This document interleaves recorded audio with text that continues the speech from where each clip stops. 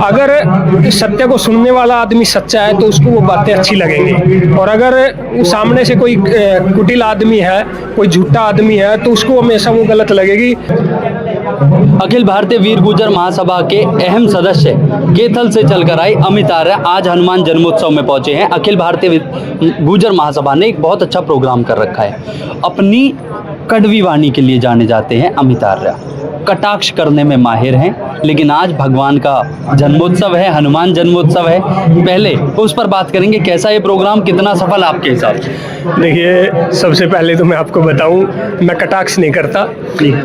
मैं सम्राट मीर भोज जी का वंशज हूँ, श्री हनुमान जी का वंशज हूँ, और मेरे मुंह से हर बार सत्य ही निकलता है, और सत्य हमेशा कड़वा होता है। अब आप इसको कटाक्ष मान लो, कड़वी वाणी मान लो, कुछ मर्जी मान लो, लेकिन जो बोलते हैं दिल से बोलते हैं। और रही इस कार्यक्रम की बात, हर वर्ष हनुमान जन्मोत्सव के दिन पर हम यहाँ फरीदाबाद में कार्यक्रम मनाते हैं जी। और हमारे समाज, मुख्यतः हमारे समाज से जितने भी प्रतिभाशाली लोग हैं, चाहे वो जर्नलिज्म के क्षेत्र में है, चाहे इतिहास के क्षेत्र में है, चाहे शिक्षा के क्षेत्र में खिलाड़ी जो भी हैं, उनको हम सम्मानित करते हैं यहाँ। और उसके अलावा अन्य समाज के जितने भी लोग हमारे साथ कंधे से कंधा मिला के खड़े होते हैं, हमेशा ये ना सोच कर कि वो अन्य समाज के, वो खुद वो गुर्जर मान के हमारे समाज की मदद करते हैं, हमारे समाज को आगे बढ़ाने का काम करते हैं, हम उनका भी सम्मान करते हैं हमेशा। जी।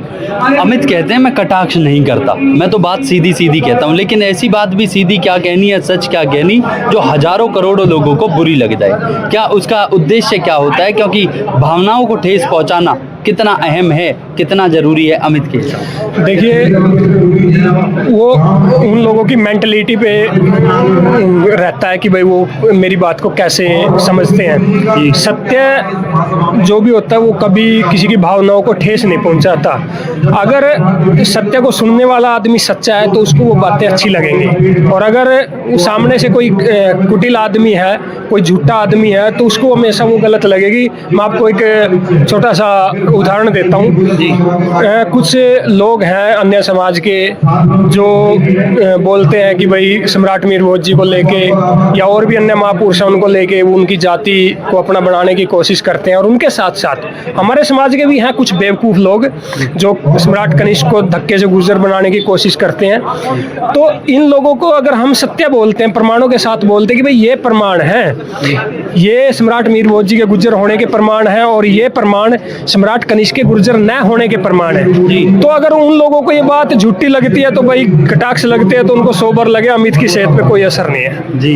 क्या मैसेज देना चाहेंगे अमित आर्य पूरे गुर्जर समाज? मैं पूरे गुर्जर समाज को एक ही मैसेज देना चाहता हूँ, भाई अपनी ताकत को पहचानो। बस आप इतने ताकतवर लोग हो, समस्या क्या है आपको, ये अन्य कुछ हमारे समाज के लोग भी, कुछ अन्य लोग भी आपको बहकाने का काम करते हैं, आपको बेवकूफ़ बनाने का काम करते हैं, और हमारे इतने भोले भाले लोग हैं, इनके पीछे पीछे चलना शुरू कर देते हैं। मैं हमेशा एक बात बोलता हूँ, अगर अमित की बात सच्ची है तो अमित की मानो, अगर अमित की बात तथ्यात्मक नहीं है, झूठी है, तो बिल्कुल बोलो कि भाई आप झूठ बोल रहे हैं। कम से कम सवाल करना तो शुरू करो, चाहे अमित है चाहे कोई भी, उससे बोलो भाई ये बात आपने बोली क्यों, इसका प्रमाण क्या है। जब हमारे समाज के लोग प्रमाण मांगना शुरू कर देंगे, उनसे पूछना शुरू कर देंगे, झूठे लोग वहीं से भागना शुरू कर देंगे। और मैं पूरे समाज से हाथ जोड़कर विनती करता हूँ, एकता के सूत्र में रहो और अपनी राजनीतिक छवि को भी आगे बढ़ाओ, और साथ में जितने भी हमारे महापुरुष हैं इनको आप अपने दिल में जगह दो, यही समाज को संदेश देना। बिल्कुल। अमित आर्य हालांकि अपनी कठोर वाणी के लिए, जैसा मैंने शुरू में बताया, वो जाने जाते हैं, लेकिन आज बड़े सूक्ष्म रूप से, बड़े अच्छे रूप से, क्योंकि भगवान का हनुमान जी का जन्मोत्सव है और अखिल भारतीय वीर गुर्जर महासभा उसको एक बार फिर सेलिब्रेट कर रही है, उसको फिर मना रही है। आप देख रहे थे न्यूज़ हेडलाइंस। धन्यवाद।